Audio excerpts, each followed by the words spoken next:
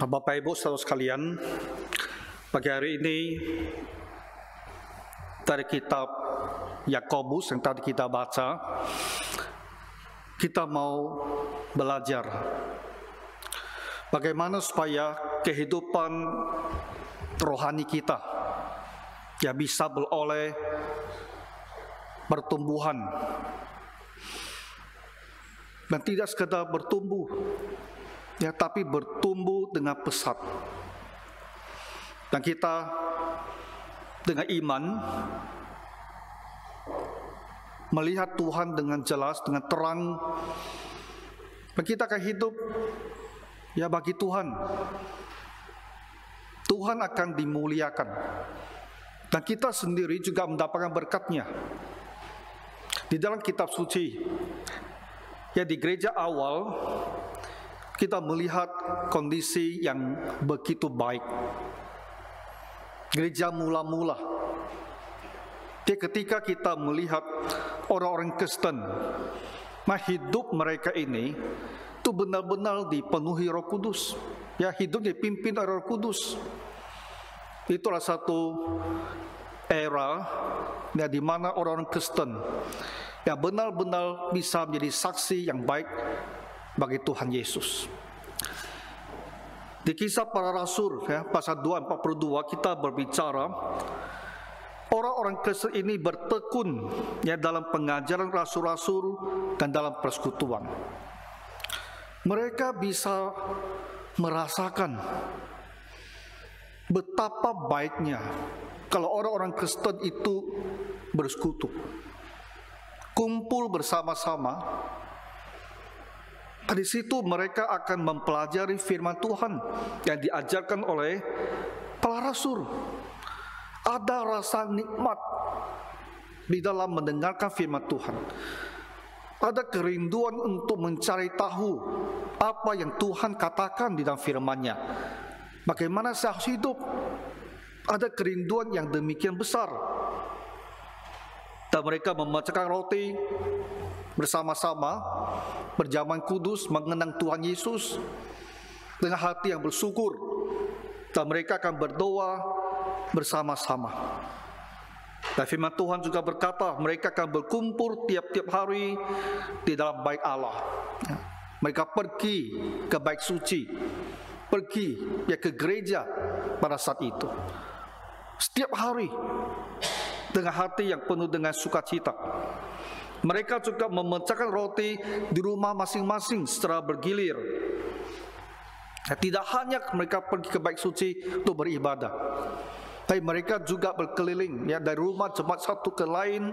Di situ mereka juga memecahkan roti, beribadah, mengenang Tuhan Yesus. Tapi Tuhan mengatakan dengan hati yang gembira, dengan hati yang tulus sambil memuji Allah. Kehidupan orang Kristen, apakah kita tidak menginginkan bahwa diri kita juga mempunyai kehidupan seperti ini? Bukan hanya kita sendiri, tapi keluarga kita juga di dalam Tuhan dan gereja kita. Satu jemaat hidup dalam kebangunan rohani, hidup dengan hati yang begitu bergairah ya di dalam Tuhan Yesus. Tapi firman Tuhan mengatakan tiap-tiap hari Tuhan menambah jumlah mereka dengan orang yang diselamatkan.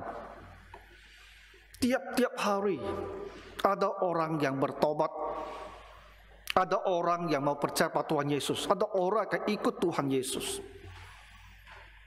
Jadi kita melihat terus menerus ada orang dibaptis ya, menjadi orang Kristen, murid Tuhan Yesus. Nah, inilah suatu gambaran yang kita baca ya tentang kehidupan orang Kristen di dalam gereja yang mula-mula ini. Apakah kita seperti mereka? Itu pertanyaannya.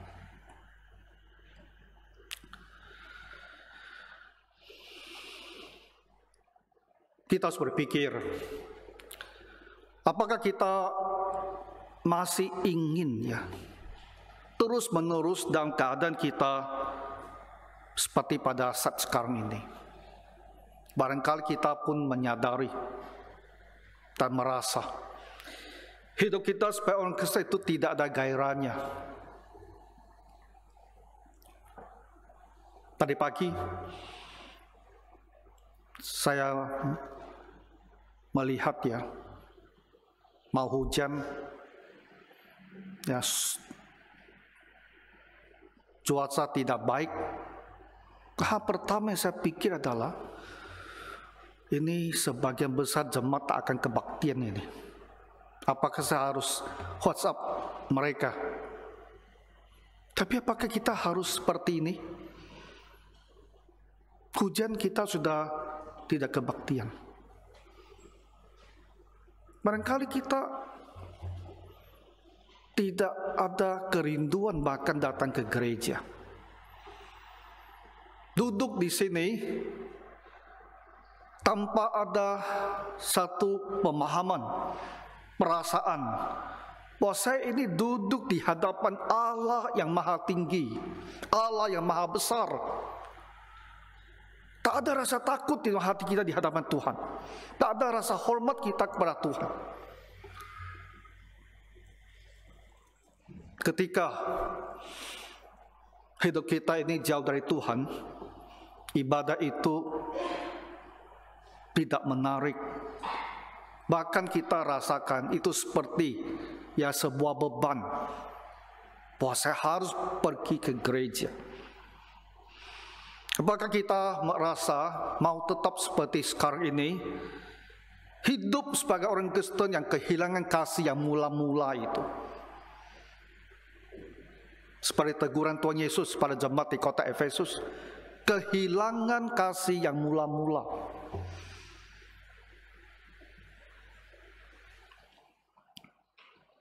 Kehidupan orang Kristen yang tak berbuah. Tuhan Yesus berbicara tentang kita yang bisa berbuat 30 kali lipat, 60 kali lipat, bahkan 100 kali lipat. Tapi kita menemukan diri kita tidak berbuah apa-apa. Begitu keringnya hati kita. Dan kita jalani dari hari ke hari sebagai orang Kristen, tahu Tuhan, tahu kita, dia adalah Tuhan kita. Tapi seperti kita ini jauh sekali dari Tuhan kita. Nah, kita lihat ke dalam keluarga kita, anak istri kita, juga seperti itu. Tak ada semangatnya ikut Tuhan Yesus. Tak menunjukkan tanda-tanda kehidupan sebagai orang Kristen. Dan nanti dalam gereja kita juga melihat seperti ya kita ini tidak ada semangat melayani Tuhan. Barangkali Bapak Ibu ada yang merasa itu bukan gambaran tentang saya. Kalau memang demikian, kita bersyukur. Ya, kalau kita bisa bersaksi kepada kita, diri kita sendiri, saya tidak seperti ini. Saya adalah seorang murid Tuhan Yesus yang penuh dengan kesungguhan mengikuti Tuhan Yesus. Ya, kita bersyukur kepada Tuhan. Tapi kalau kita menyadari saya kondisinya ada seperti orang demikian, yang suam-suam kuku, yang kehilangan kasih semula-mula, maka pagi hari ini Bapak Ibu, marilah kita perhatikan bagaimana nasihat firman Tuhan kepada kita. Apa yang harus kita lakukan supaya diri kita ini ada kebangunan rohani. Hal pertama yang dikatakan oleh Yakobus, dia bilang di pasal keempat ini, ayat ke-8, mendekatlah kepada Allah. Ini kata kerja aktif ya, mendekat ya, draw near. Berarti ada hal yang harus kita lakukan. Kita diminta untuk mendekat kembali kepada Allah. Pertanyaannya adalah, apakah kita punya keinginan untuk mendekat kepada Allah? Ya. Apakah kita mau untuk mendekat kepada Allah? Kita pasti percaya, inilah firman Tuhan. Kita disuruh, dinasihati mendekat kepada Tuhan. Tapi hati ini mau tidak mendekat kepada Allah.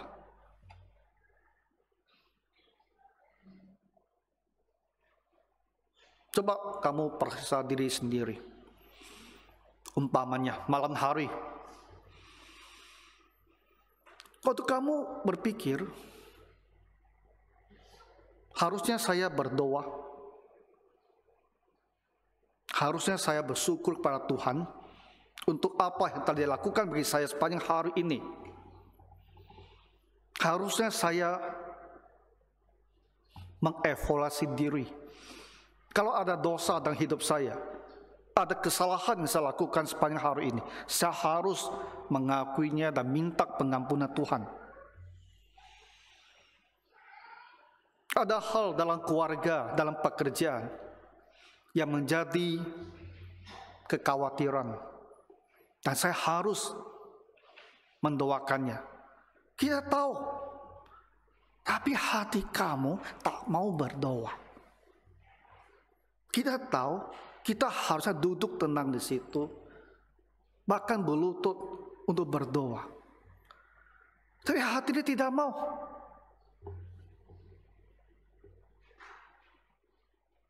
Hati ini mungkin lebih suka buka lagi HP kita, cek ada berita yang terbaru, ada video yang menarik. Hati ini tidak mau, itu masalah kita. Bukan tidak tahu, tapi hati kita ini tidak mau. Mendekatlah kepada Allah. Kita tahu itulah harus kita lakukan, tapi hati kita tidak mau. Bapak Ibu, siapa Tuhan kita? Kita harus ingat kembali tentang kemuliaan Tuhan kita ini, tentang kasih Tuhan kepada kita. Dan supaya pengetahuan ini menyegarkan hati kita dan membuat hati kita tertarik kembali kepada Tuhan. Di dalam kitab Wahyu, kita diberikan satu gambaran bagaimana sesungguhnya Tuhan kita di dalam kemuliaannya. Dan Dia adalah Tuhannya kita. Di tengah-tengah kaki Dia itu ada seorang anak manusia. Di Wahyu pasal yang pertama, ayat 13. Dia berpakaian jubah yang panjangnya sampai di kaki. Yohanes melihat kepada Tuhan Yesus yang menampakkan diri kepadanya di dalam kuasa dan kemuliaannya, dalam kekuatannya, seorang manusia dengan baju jubah sampai ke ujung kaki,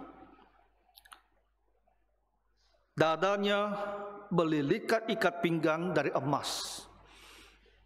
Jadi satu jubah terusan, tapi diikat di tengah-tengah sini, di pinggangnya. Sebuah ikat pinggang dari emas. Jika Bapak Ibu membayangkan, ya, ikat pinggang kuning berkilauan. Kepala rambutnya putih, ya, bagaikan bulu yang putih mata. Ya, kepalanya putih, rambutnya putih, dan matanya itu bagaikan nyala api. Kakinya mengkilap bagaikan tembaga membara di dalam perapian, dan suaranya bagaikan desa air bah. Ketika Yohanes melihat Tuhan Yesus dalam kuasa dan kemuliaannya ini. Apa yang terjadi dengan dia? Ini adalah suatu pemandangan yang begitu menakutkan sesungguhnya. Ya, karena kita manusia tiba-tiba melihat sesuatu yang supernatural. Di samping kita akan panik dan kaget, ketakutan karena terlalu mulia. Tersungkurlah aku di depan kakinya sama seperti orang mati. Betul-betul merasa tidak kuat ya untuk melihat pemandangan tersebut. Tetapi dia adalah Tuhan kita. Kita orang Kristen, bukanlah orang berdosa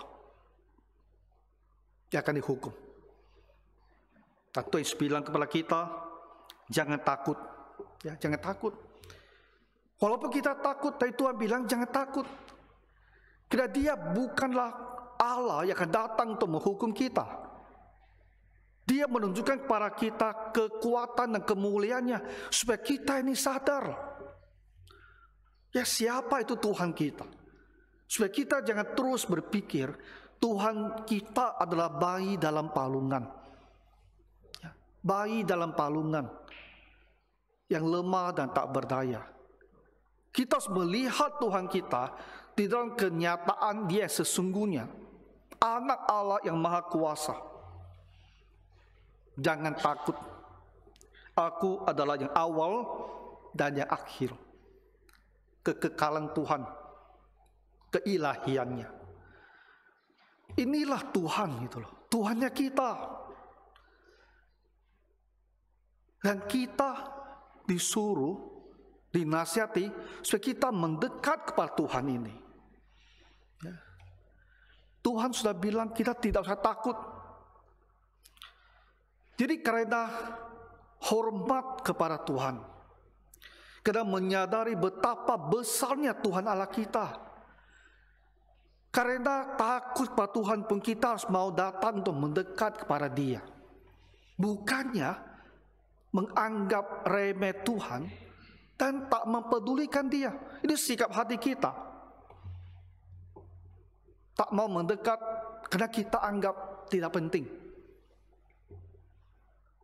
Karena kita punya pemandangan, punya pemahaman yang merendahkan Tuhan. Kita tak merasa ada pentingnya apa saya datang dekat kepada Tuhan. Jadi gambar ini diberi kepada kita supaya kita menyadari kebesaran dari Tuhan kita. Tapi Tuhan kita tidak hanya besar dan kuat dan mulia. Lukas mengatakan dia adalah juru selamat yang menerima orang-orang berdosa dan makan bersama-sama dengan mereka. Inilah kelembutan dan kebaikan hati Tuhan kita. Dia menerima orang-orang berdosa. Dia ada anak Allah yang begitu mulia, tapi dia menerima kita. Kalau kamu berbuat salah kepada teman kamu, kamu ditolak. Kalau orang menyadari dalam diri kita ada kekurangan, ada kelemahan, ada cacat moral, kita ditolak. Orang itu tidak mau lagi bersama kita. Tidak mau lagi menjadi teman kita. Kita dipandang hina. Tapi Tuhan Yesus, Dia yang tahu segala sesuatu tentang diri kita. Dan Dia menerima kita apa adanya. Dia menerima orang-orang berdosa. Siapa yang mengasihi kita sedemikian kalau bukan Tuhan kita? Dan kita tidak mau mendekat kepadanya. Kita mau mendekat kepada siapa? Tuhan yang begitu menerima kita, mengasihi kita, dan kita tak mau mendekat kepadanya. Kita mau mendekat kepada siapa? Makanya hidup kita kesepian. Kita merasa orang tak menerima saya. Kita tak mau menerima Tuhan, tak mau mendekat kepadanya. Dan kita merasa, kenapa hidup saya ini kosong? Tak ada kehangatan di situ. Tuhan Yesus, Yohanes pasal 10 dia mengatakan, aku datang, Tuhan Yesus datang ke dunia ini supaya mereka mempunyai hidup dan mempunyainya dalam segala kelimpahan. Tuhan Yesus datang sebagai gembala kita. Dia akan jaga kita, menuntun kita, supaya kita mendapat hidup yang berkelimpahan. Kita tak berbicara tentang kelimpahan materi, tapi hidup yang kita rasakan betul-betul hidup yang begitu nikmat, begitu menyenangkan. Puas dengan hidup kita ini, tak merasa ada kekurangan. Tuhan akan berikan hidup yang berkelimpahan kepada kita.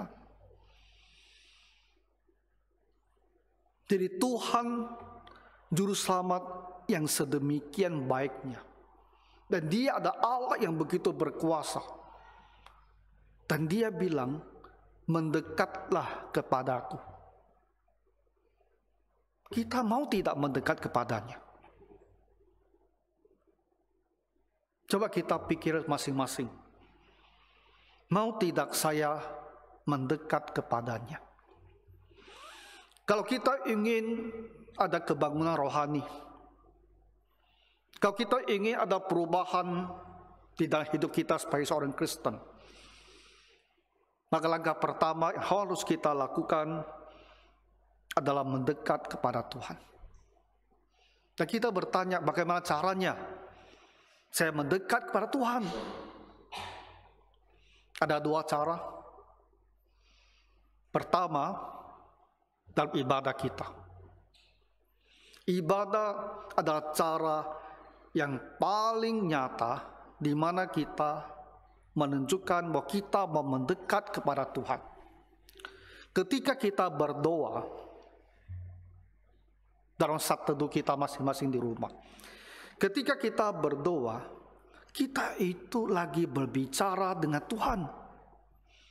Apa yang bisa lebih dekat lagi daripada berbicara? Ya. Ketika kita berdoa, kita itu harus dengan pemahaman bahwa saya lagi berkata-kata kepada Tuhan saya. Saya bukan lagi membaca berita.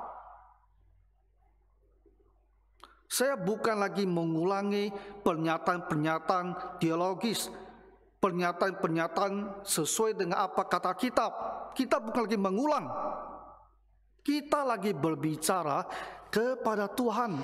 Jadi nada kamu dalam berkata-kata dalam doa itu harus menunjukkan kamu lagi berbicara, bukan lagi membaca berita. Ya. Ketika kita berdoa, itulah hubungan yang sangat dekat, karena kita lagi berkata-kata kepada Tuhan. Ketika kita membaca Alkitab, kita harus memahaminya bahwa saya lagi mendengarkan apa yang Tuhan mau katakan kepada saya.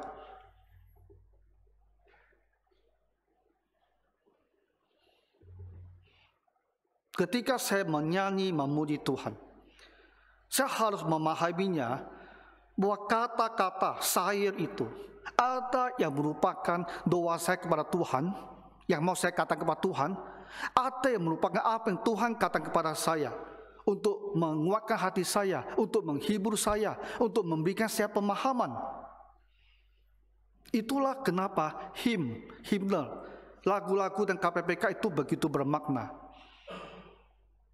Karena disitulah ada hal yang terjadi. Apakah kita melalui saya berbicara Tuhan, atau Tuhan melalui saya berbicara pada kita? Ibadah. Jadi ibadah adalah cara kita yang paling tepat untuk mendekat kepada Tuhan.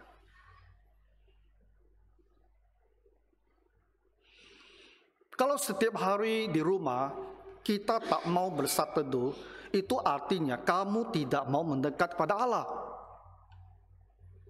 Kita tak bisa bilang, tapi saya tak ada waktu.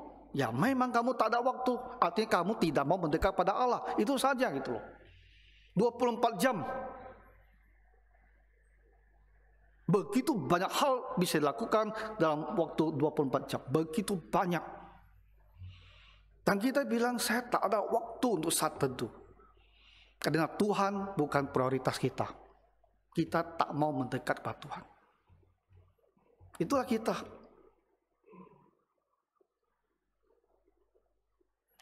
Hari Minggu, kita harus datang ke gereja. Mau hujan, mau tidak hujan, kita harus datang. Karena itulah cara kita menunjukkan bahwa saya mau mendekat kepada Tuhan. Saya mau mendekat kepada Tuhan bersama-sama dengan satu jemaat. Dalam kumpulan jemaat, saya mau mendekat kepada Tuhan. Kami mau beramai-ramai mendekat kepada Tuhan. Itu kebaktian hari Minggu. Kecuali kita sakit, terbaring, betul-betul tak kuat, kita berdoa di rumah.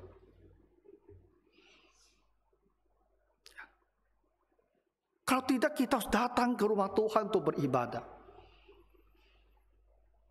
Kita ingin ada perubahan di dalam kehidupan kita sebagai orang Kristen. Kita ingin ada kebangunan rohani. Gereja kita mau ada kebangunan rohani, keluarga kita mau ada kebangunan rohani. Kita harus memilih, saya mau mendekat kepada Tuhan. Jadi Bapak Ibu harus putuskan, saya mau beribadah bersaat teduh setiap hari di rumah. Hari Minggu saya mau datang ke gereja beribadah kepada Tuhan. Saya mau mendekat kepada Tuhan. Itu cara kita pertama menunjukkan bahwa saya mau mendekat kepada Tuhan. Kedua, sepanjang hari selama kita tidak dalam keadaan tertidur, di hati kita harus selalu ada perhatian kepada Tuhan. Harus selalu mengingat kepada Tuhan. Jadi ada satu cerita tentang pendeta Charles Spurgeon. Ini pendeta yang paling terkenal di Inggris, abad ke-19. Gereja Tabernakel, Metropolitan Tabernakel, Kemah Suci Metropolitan. Ini pendeta paling besar ini. Dia punya julukan ya, The Prince of Preachers, Pangeran Pengkhotbah. Karena begitu bagusnya dia berkhotbah. Ada satu hal yang kita baca tentang dia. Suatu hari dia jalan-jalan di taman. Ketika dia melihat taman yang begitu indah, dia langsung ingat pada Tuhan. Dari situ, dan suasana indah ini, dia berdoa. Hati kita selalu ingat kepada Tuhan. Kita dalam bekerja, kita ingat pada Tuhan. Tuhan bantu saya mau ketemu dengan customer. Tuhan bantu saya, sebentar saya mau rapat. Selalu ingat Tuhan. Di dalam rumah selalu ingat Tuhan. Itulah cara kita mendekat kepada Tuhan. Hidup selalu memikirkan, terpikir kepada Tuhan. Bisa tak kita berubah? Ya. Dan Tuhan itu selalu ada di dalam hati dan pikiran kita. Mungkin Bapak Ibu dalam hati selalu ada pikiran mengenai anak-anak kita. Ya. Sepanjang pagi sampai malam kita keingat pada anak kita. Anak kita di mana? Bagaimana keadaan di sekolah dia? Anak kita bagaimana? Udah tidur siang belum? Anak kita lagi di mana? Main sama temannya ada di mana? Mungkin sepanjang hari kita teringat dia ada di mana. Apa yang dilakukan? Bagaimana keadaan dia? Itu anak kita. Betapa kita mengasihi, menyayangi anak kita. Sehingga mereka selalu ada di dalam hati dan pikiran kita. Tapi Tuhan adalah Allah kita. Tuhan pencipta kita yang mulia. Juru selamat yang mengasihi kita. Kita harus mendekat padanya. Di hati kita sepanjang hari juga selalu ada perhatian kepada Tuhan Allah kita. Kita selalu ingin hidup dengan cara yang Tuhan merasa senang. Kebangunan rohani dimulai ketika kita mau mendekat kepada Tuhan. Apakah Bapak Ibu mau mendekat kepada Tuhan? Hati ini mau tidak mendekat kepada Tuhan. Yang kedua dikatakan, tahirkanlah tanganmu, hai kamu orang-orang berdosa. Tahirkanlah artinya bersihkan tanganmu. Tangan ini melambangkan perbuatan. Ya. Tahirkan tanganmu artinya apa? Bersihkanlah, hentikanlah perbuatan berdosa dalam hidup kamu. Tuhan bilang, hai orang-orang berdosa. Ketika kita dilihat Tuhan sebagai orang-orang yang melakukan kesalahan, selalu dilakukan dosa. Kalau kita mau mendekat kepada Tuhan, kamu harus lakukan hal ini. Tahirkanlah tanganmu, berhentilah kamu terus berbuat dosa. Kehidupan kita harus bebas dari dosa. Kenapa? Karena Tuhan itu suci. Tuhan itu kudus. Kita ingin ada kebangunan rohani, kita ingin ada hidup yang dekat dengan Tuhan, dan Tuhan itu suci, maka kita juga harus suci. Jadi perbuatan dosa di dalam hidup kita itu harus diakhiri.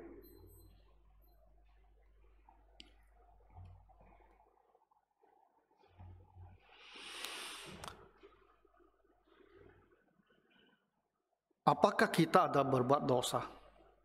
Apa hidup kita ada dosa? Sekilas kita mungkin merasa saya tak ada berbuat dosa. Tapi coba kita redungkan pelan-pelan. Dan kita lihat hari-hari yang berlalu, peristiwa-peristiwa yang telah terjadi, dan kita akan menemukan kesalahan-kesalahan kita, dosa-dosa kita itu. Maka firman Tuhan berkata, kita ini harus memeriksa diri. Nabi Yeremia juga lakukan hal ini. Kepada bangsa Israel, dia katakan, marilah kita menyelidiki dan memeriksa hidup kita. Ya. Mari kita menyelidiki. Mari kita periksa hidup kita ini. Dan berpaling kepada Tuhan. Kembali kepada Tuhan. Periksa diri kita dulu. Apa hal-hal yang telah kita lakukan selama ini? Apa hal-hal yang menghalangi hidup kita? Yang membuat kita itu menjauh dari Tuhan. Yang membuat kita tak ada tertarik untuk mendekat kepada Tuhan. Karena kita hidup di dalam dosa. Tahirkanlah tanganmu, hai orang-orang berdosa. Itu kata firman Tuhan.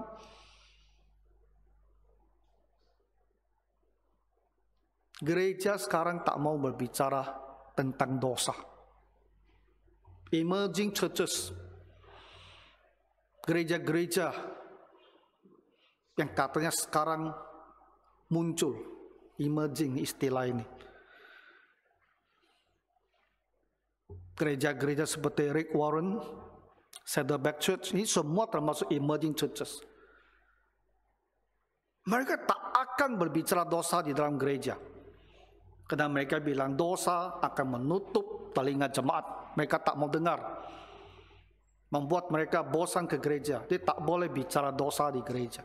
Kita harus bicara yang positif, yang menyenangkan, yang membuat jemaat merasa hebat, terhibur. Jangan bicara dosa. Tapi firman Tuhan bicara dosa.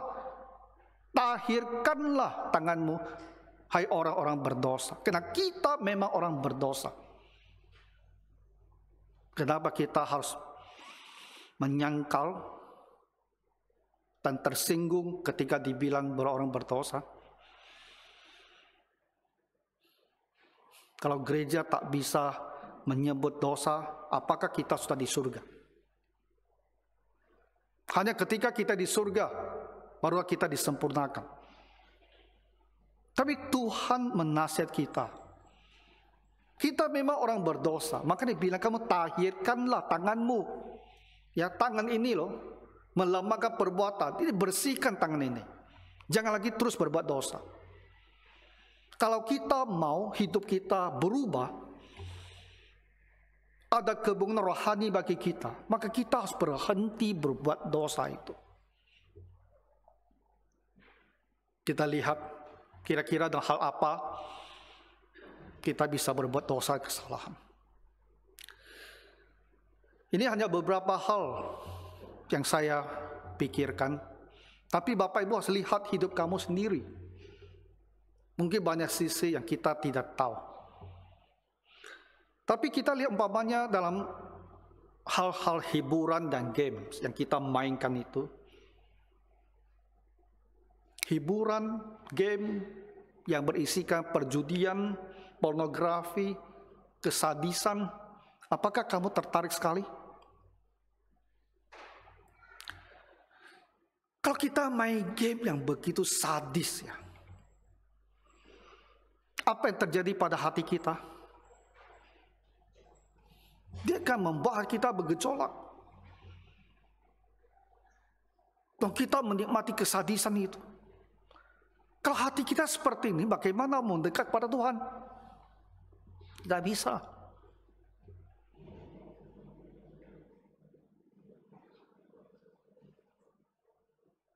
Kalau kita menonton film, main game dengan pornografi, hati kita juga tak bisa mendekat kepada Tuhan. Tidak bisa. Karena kita tahu itu hal yang tak boleh kita lakukan. Lalu kita lakukan, dan kita tahu Tuhan tidak suka kita melakukan. Tapi kalau kita masih mau terus lakukan, mau terus nonton, kita sendiri akan memilih jauh dari Tuhan. Tak ada kebangunan rohani.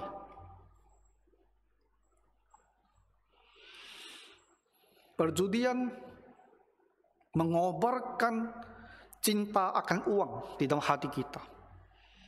Kalau hati pikiran kita dipenuhi oleh keinginannya dapat uang lebih banyak walaupun cara yang salah, kita pun tak bisa mendekat kepada Tuhan. Tak bisa. Karena itu bertolak belakang. Jadi hal-hal seperti ini harus kita hentikan. Perbuatan berdosa ini harus kita hentikan kalau kita ingin ada kebangunan rohani.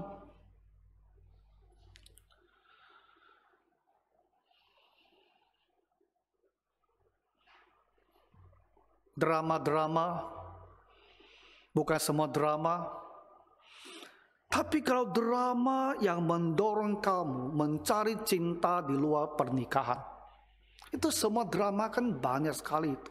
Plotnya kan selalu begitu saja. Kalau tak ada perzinahan di situ, macam tak bisa bikin film ya. Tapi kamu mau nonton, wah, ini keluarga ini, ya, di situ perzinahan, di situ perzinahan, dan kita menikmati kehidupan mereka seperti itu. Hati kita ini dibentuk seperti apa? Hati kita didorong ke arah mana? Melunturkan nilai-nilai sebuah pernikahan.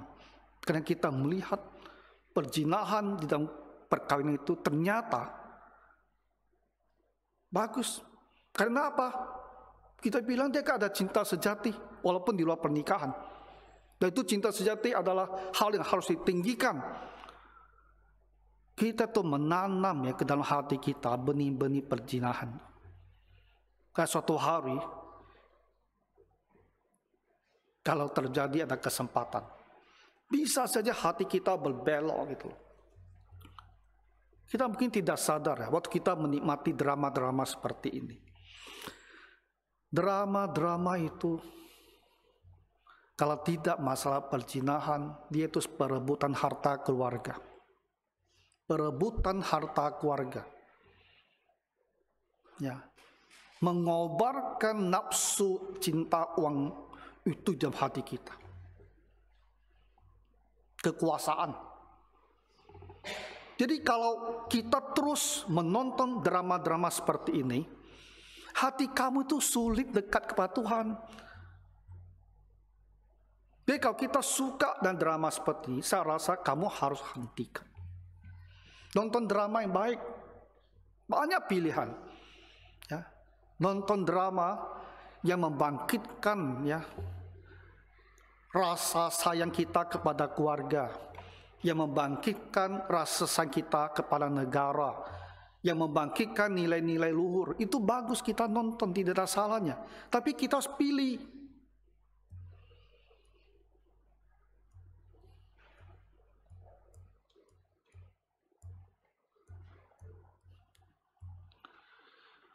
Olahraga, hobi yang lain, itu juga harus kita perhatikan. Hobi yang menghabiskan semua waktu kita, sehingga tak ada waktu lagi untuk keluarga. Hobi yang menghabiskan semua waktu, sehingga kita tak ada waktu untuk ke gereja, waktu untuk pelayanan, semua dah tak ada. Kena habis di hobi kita. Hari Minggu pun kita pergi memancing. Hari Minggu pun kita pergi main golf.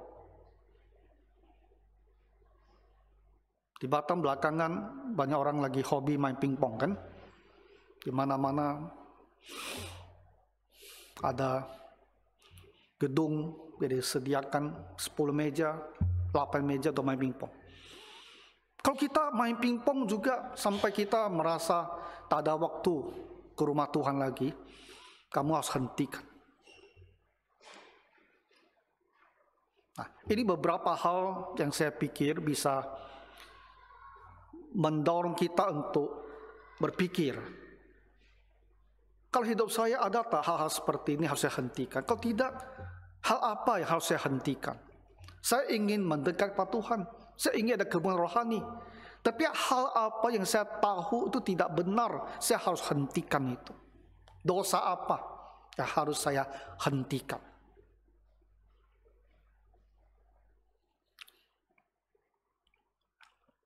Yang ketiga dikatakan apa?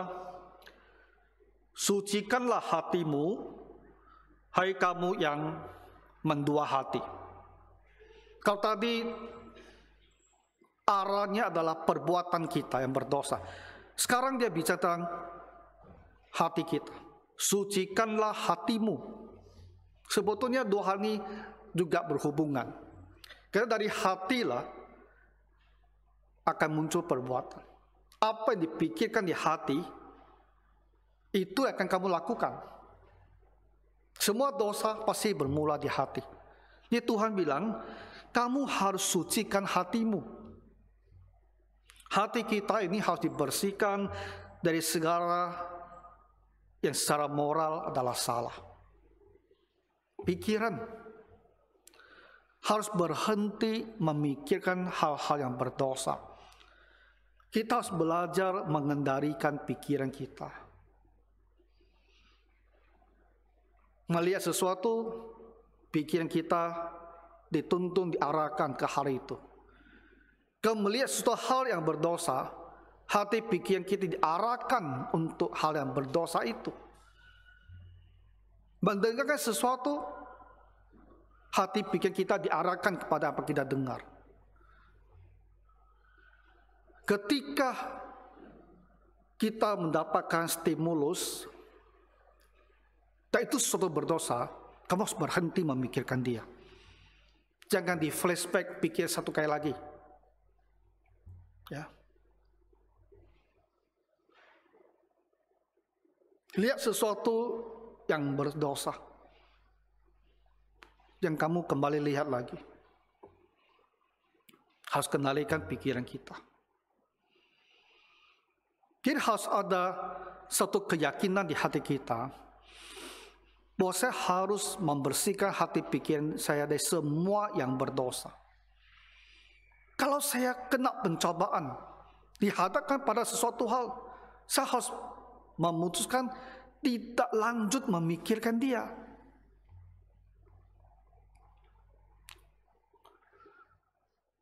Kalau kamu berpikir ulang kembali, melihat ulang kembali, kita itu sudah terjebak.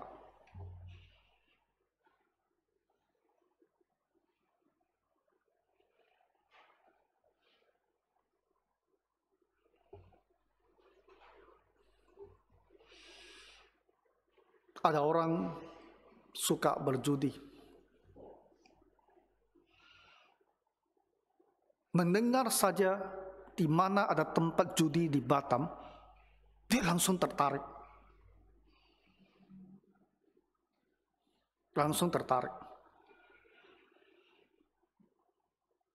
Tadi udah catat. Kalau dia mau pergi berjudi, dia udah tahu kemana dia mau pergi. Dia udah catat.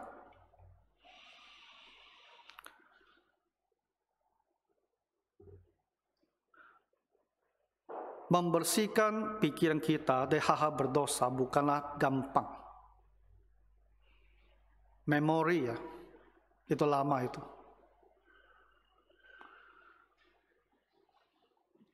Ada memori yang sudah terekam. Kita butuh waktu untuk dia terhapus. Sebenarnya dia tidak terhapus. Hanya kita tak menyadari dia lagi. Suatu hari tiba-tiba kamu teringat lagi itu. Ya. Maka itu kita harus berusaha. Jangan tambah lagi memori. Jangan tambah lagi ingatan hal-hal berdosa itu dalam pikiran kita. Jangan tambah lagi. Tuhan bilang kamu sucikanlah hatimu. Ya, sucikanlah hatimu. Hai kamu yang mendua hati. Kenapa dibilang kamu yang mendua hati? Karena kamu ini tidak teguh. Kamu ingin mensucikan hati, kemudian kamu berubah. Tak mau lagi menyucikan hati. Ada waktunya kamu berpikir, saya ini orang Kristen, saya tidak mau lagi hati saya dipilih, diisi dengan hal-hal yang berdosa. Kamu mau, jadi kamu tak mau pikirkan dia lagi. Ya kamu tak mau lagi melayani ide-ide berdosa yang muncul. Tapi kemudian kamu tertarik lagi dan pergi memikirkan dia. Dan mengisi pikiran kita dengan hal yang berdosa. Mendua hati. Sebentar mau, sebentar tidak mau. Tak bisa konsisten. Raja Salomo juga punya masalah seperti ini. Dalam hal beribadah kepada Tuhan. Dalam hal kesetiaan dia kepada Tuhan. Kita membaca Salomo membangun bait suci. Karena dia ingin menyembah Tuhan. Hatinya ingin suci. Menyembah Tuhan. Dia tidak mau menyembah berhala-berhala. Tetapi dia tidak selalu demikian. Karena firman Tuhan mengatakan pada waktu Salomo sudah tua, istri-istrinya itu mencondongkan hatinya kepada Allah-Allah lain. Sehingga ia tidak dengan sepenuh hati berpaut kepada Tuhan Allahnya. Seperti Daud, demikianlah Salomo mengikuti Asitoret, dewi orang Sidon, mengikuti Milkom, dewa kejijikan, sembahan orang Amon. Ada waktunya dia ingin hatinya benar, beribadah kepada Tuhan. Ada waktunya dia biarkan hatinya beralih, pergi kepada penyembahan berhala. Mendua hati, tidak teguh, berubah-ubah. Tuhan mengatakan kita harus sucikan hati kita. Dan kita harus secara konsisten menjaga hati pikiran kita. Jangan lagi biarkan pikiran berdosa yang lama itu muncul. Jangan lagi kita tambahkan lagi pikiran berdosa yang baru. Hati kita tetap, saya tidak mau lagi. Berdoa, Tuhan bantu saya. Jaga di pikiran saya ini. Sehingga benar-benar pikiran saya ini bisa disucikan. Yang saya pikirkan adalah hal-hal yang baik, yang mulia, yang indah, yang rohani. Pikiran saya tidak mau lagi digunakan untuk hal-hal yang kotor, hal-hal yang berdosa. Sucikanlah hatimu. Kalau kita ingin supaya hidup kita ini bisa berubah, di seorang Kristen yang betul-betul baik bagi Tuhan, pikiran ini harus kita jaga. Ya, sucikan hati dan pikiran kita ini. Kemudian dia bilang, sadarilah kemalanganmu, berduka cita dan merataplah. Hendaklah tertawamu kamu ganti dengan ratap dan sukacitamu dengan duka cita. Apa maksud Yakobus ini? Yakobus bilang, keadaan kita yang jauh dari Tuhan, keadaan kita yang masih terus berbuat dosa, keadaan kita yang biarkan pikiran kita itu dicemari oleh segala dosa, keadaan kita ada keadaan yang buruk. Itu bukan keadaan yang memuliakan Tuhan, itu bukan keadaan yang bermanfaat bagi kita. Itu ada keadaan yang sangat buruk. Jadi kamu harus merasa apa? Kamu harus merasa, saya ini malang sekali. Sadarilah kemalanganmu. Sudah kita ini orang Kristen yang suam-suam kuku, yang tidak ada dikasih kepada Tuhan, kita masih tak merasa apa-apa. Itu celakanya, dia bilang. Sudah kita ini seperti apa istilahnya? Zombie, hidup tapi mati.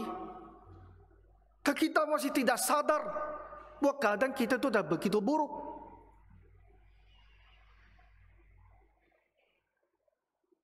Bertahun-tahun mungkin kita ini tidak lagi menikmati, merasakan kedekatan dengan Tuhan.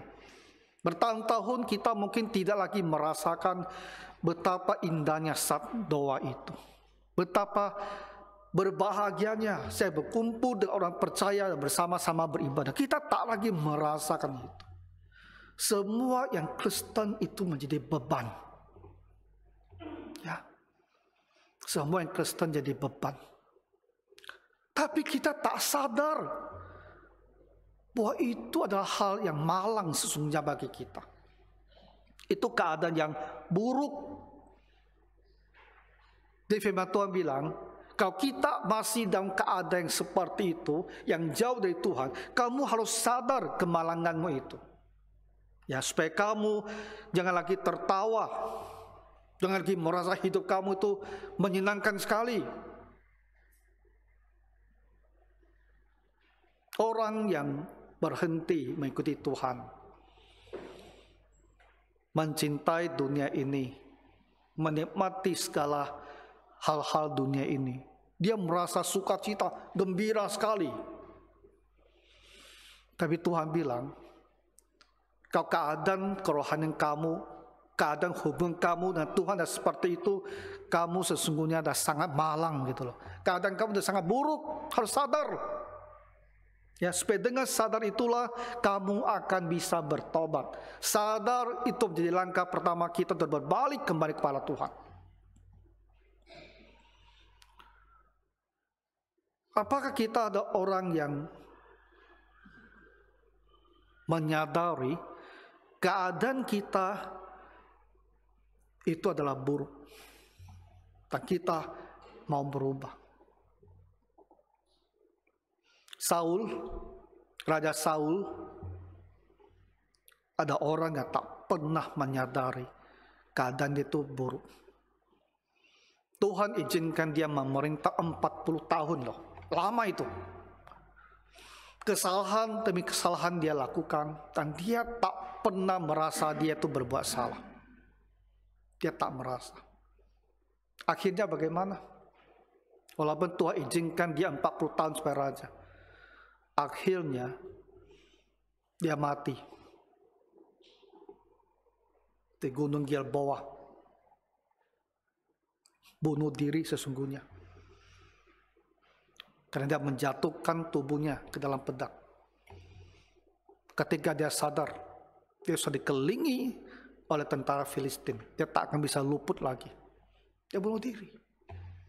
40 tahun sebagai raja. Raja pertama bangsa Israel. Berakhir sedemikian tragis. Karena orang ini tak pernah menyadari kemalangannya. Tak pernah. Beda dengan Raja Daud. Raja Daud juga berbuat kesalahan dan kesalahan dalam hidupnya. Tapi Daud punya hati yang berbeda. Ketika dia berbuat dosa, dia tahu dia jauh dari Tuhan.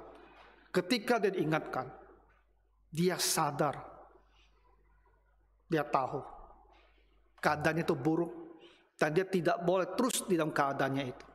Dan dia akan berdoa minta pengampunan Tuhan, berdoa minta dipulihkan persekutuannya dengan Tuhan. Kita mendengarkan doa dia di 2 Samuel. Dia bilang kepada Tuhan, aku telah sangat berdosa karena melakukan hal ini. Maka sekarang Tuhan, jauhkanlah kiranya kesalahan hamba-Mu ini, sebab perbuatanku itu sangat bodoh. Dia ingin membanggakan diri dan menghitung seluruh pasukannya. Dia tidak bersandar kepada Tuhan. Itu suatu dosa. Tapi setelah dia hitung, dia langsung sadar, saya telah berbuat salah. Tahu keadaannya malang. Dan dia bertobat, minta pengampunan. Jadi kalau kita tahu bahwa kehidupan rohani kita ini tidak dalam keadaan baik, kita semua pasti bisa menilai. Jangan Bapak Ibu hanya merasa, hidup saya sebagai Kristen ini ada yang kurang pas, kurang ini. Jangan hanya merasa ini, kamu sadar itu adalah kemalanganmu gitu loh. Malang sekali kita. Kasihan sekali kita. Dalam keadaan terpuruk sekali kita. Dan kita harus sadar, saya harus berubah. Dan kita minta pengampunan Tuhan. Dan kita akan secara aktif mengambil langkah-langkah untuk kembali kepada Tuhan. Dan kita membaca, kita harus mau mendekat kepada Tuhan. Kita harus menghentikan perbuatan berdosa. Kita harus menjaga pikiran kita. Dan dengan rendah hati, ya kita menerima apa yang Tuhan telah sampaikan kepada kita. Itu yang terakhir. Rendahkanlah dirimu di hadapan Tuhan. Rendahkanlah dirimu. Kita jangan lagi merasa aku yang paling ngerti, aku yang paling tahu bagaimana aku ini mau hidup. Kita selalu punya alasan, punya jawaban ketika kita ditegur oleh firman Tuhan. Jangan tinggi hati. Tapi ketika kita disadarkan oleh firman, dan Roh Kudus bekerja di hati kita, dan menunjukkan kepada kita bahwa keadaan kita memang seperti ini. Sudah waktunya kita harus berubah. Kita harus rendah hati. Dan bilang, Tuhan, itu memang benar.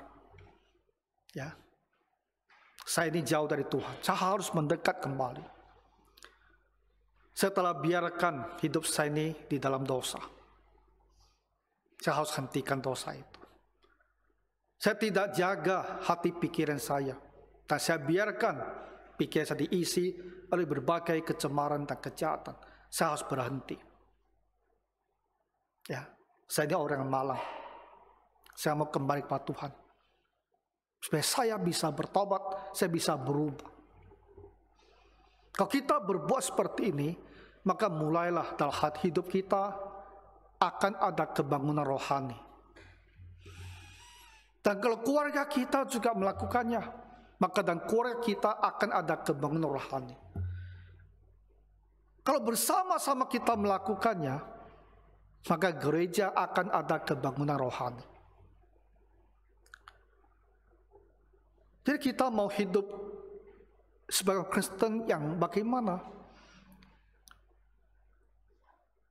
Kalau kita menyadari saya saat ini bukan dalam kehidupan sebagai orang yang penuh gairah dipimpin Roh Kudus.